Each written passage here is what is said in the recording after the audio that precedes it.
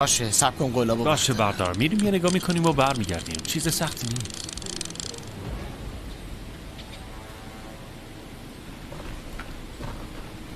باش رفیق، همه جا خوبه.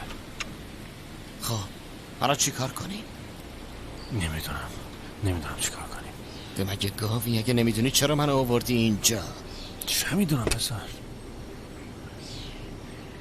گندت بزنم با این کارات. جونیت خم شو زود خم شو. دیدم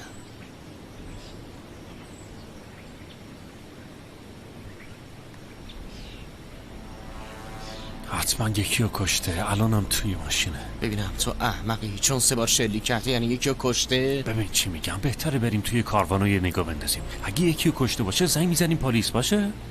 خیلی نفهمی. اگه جسدی باشه که نمیذاره تو ماشین، میره یه جا دفنش میکنه.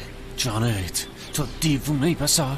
شاید منتظر شب بشه، هوا که تاریک بشه میندازتش تو رودخونه. اون یه قاتل. ای بابا راست میگی. ببینم تو چند سال قاتلی؟ ما نمیدونستیم. خیلی خوب فهمیدی. بیا بریم ماشین طرف یه چیزی میشه، یه بلایی سرمون میاد. جانت منو نگاه کن. تو چقدر میترسی پسر؟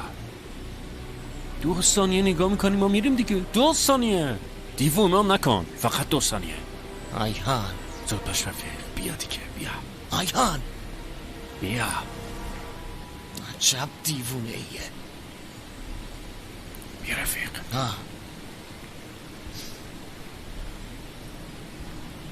حواست باشه. لعنت بهش. این دیگه چیه؟ چی شد؟ جانت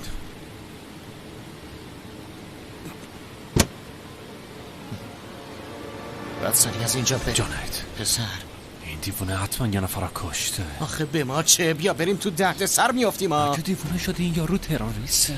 بیا. حتما یکی کشته پسر. چه ربطی داره؟ بیا بریم.